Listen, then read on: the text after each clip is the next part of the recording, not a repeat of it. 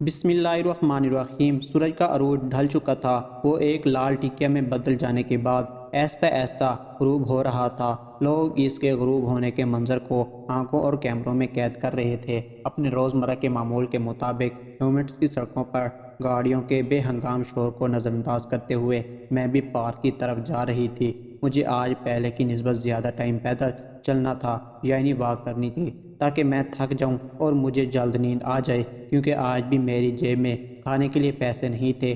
سڑک کے کنارے بیٹھا وہ نابینا شخص آج بھی لوگوں کی طرف سے ملنے والی مالی مدد کا منتظر تھا، مگر ہمیشہ کی طرح آج بھی اس کا ڈبہ خالی تھا اور اس کے پہلو میں ایک کارڈ بورڈ پڑا تھا جس پر لکھا تھا، میری مدد کریں، میں نابینا ہوں۔ میں روزانہ اس کارڈ بورڈ کو پڑھتی تھی اور روزانہ اس خالی ڈبے اور نابینا شخص کو دیکھتی تھی۔ مجھے لگتا تھا کہ اس کارڈ بورڈ کی صحیح جگہ میرا گلا ہے، اس کشکول کی صحیح جگہ میرا ہاتھ ہے، مگر میں چاہ کر بھی یہاں بھیک نہیں مانگ سکتی تھی۔ میری ماں بھی عام ماؤں کی طرح ہمیشہ مجھے نصیحت کرتی رہتی اور میں ہمیشہ ماں کی نصیحت کو بھول جایا کرتی تھی۔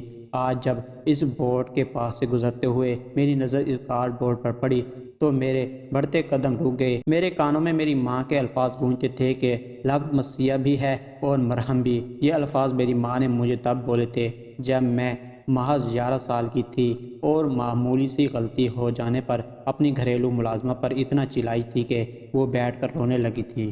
میری اس غلطی پر میری ماں نے مجھے نہ ڈانٹا تھا نہ کچھ کہا تھا، بس یہ الفاظ کہے تھے اور پھر ہماری گھریلو ملازمہ کو راضی کرنے میں لگ گئی تھی۔ ماں کی ان الفاظ کی قدر کا مجھے اس وقت کوئی اندازہ نہیں ہو رہا تھا، لیکن جب اس کارڈ بورڈ پر لکھے الفاظ میں نے پڑھے اور اس کے ساتھ بیٹھا نابینا شخص کو دیکھا، اس کے سامنے رکھا خالی کشکول مجھے نظر آیا، تو مجھے میری ماں کے وہ الفاظ یاد آ گئے۔ میں واپس پلٹی، میں نے جیب سے قلم نکالا اور کارڈ بورڈ کی دوسری سائڈ پر مقامی زبان میں لکھا کہ میں نابینا ہوں، اس لیے تمہارا چہرہ دیکھ کر تمہارے غم نہیں پڑ سکتا۔ اگر تم آنکھیں رکھتے ہوئے بھی اس خالی کشکول کو دیکھ کر میری تکلیف کا اندازہ نہیں لگا سکتے تو پھر در حقیقت میں نہیں، تم اندھے ہو۔ کارڈ بورڈ پر یہ الفاظ درج کرنے کے بعد میں آگے بڑھ گئی۔ آج مجھے پہلے کی نسبت زیادہ دیر واک کرنی تھی، کیونکہ میری جیب میں کھانے کے لیے پیسے نہیں تھے، اس لیے میں چاہتی تھی کہ میں اتنا تھک جاؤں کہ واپس آتے ہی سو جاؤں اور مجھے اتنی گہری نیند آئے کہ میری آنکھ صبح ہی کھلے، تاکہ رات کو میں بھوک کی وجہ سے تنگ نہ ہوتی رہوں۔ اس لیے پارک میں پہنچ کر میں رات دیر گئے تک واک کرتی رہی اور جب تھک کر بالکل گرنے والی ہو گئی تو پھر میں نے گھر واپس جانے کا فیصلہ کیا اور آہستہ آہستہ قدموں سے چلتی ہوئی گھر کی جانب روانہ ہو گئی۔ میری امید کے عین مطابق سرانے پر سر رکھتے ہی میں سو گئی۔ یہ میری روٹین تھی کہ جس دن بھی میرے پاس پیسے نہیں ہوتے تھے میں واک زیادہ کرتی تھی اور تھک کر سو جاتی تھی۔ آج بھی حسب معمول میں صبح اٹھی تھی، مگر آج کا دن میرے لیے ایک عجیب سی خوشی اور امید کا تھا۔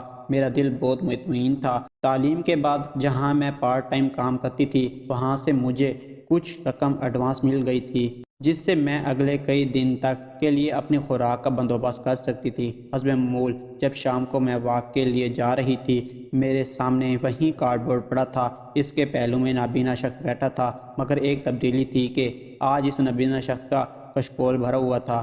جب میں نے اس نابینا شخص کا بھرا ہوا کشکول دیکھا مجھے بے اختیار میری ماں کی یاد آئی تھی۔ زندگی کے کتنے مواقعوں پر اپنی ماں کی بات نہ مان کر میں نے کتنے بڑے بڑے نقصان اٹھائے تھے۔ حقیقی معنوں میں مجھے پہلی بار سمجھ آیا تھا کہ والدین اولاد کے لیے کتنا اچھا سوچتے ہیں اور ان کی نصیحت میں اولاد کے لیے کتنی بھلائی ہوتی ہے۔ اس دن گھر واپس آ کر میں نے باقاعدگی سے نماز شروع کر دی تھی، کیونکہ میری ماں نے زندگی میں سب سے زیادہ نصیحت مجھے نماز کے متعلق کی تھی اور میری ماں نے مجھے سمجھایا تھا کہ نماز ہمارے پیارے نبی کریم صلی اللہ علیہ وآلہ وسلم کی آنکھوں کی ٹھنڈک ہے۔ اس نبینا شخص کے بھرے ہوئے کشکول نے میرا نظریہ حیات بدل کر رکھ دیا تھا۔ میں نے اپنی زندگی کو اپنے رب کی رضا اور والدین کی نصیحت کے سائے میں گزارنا شروع کر دیا تھا۔ میرا خدا گواہ ہے کہ اس دن کے بعد کبھی میں خالی پیٹ نہیں سوئی۔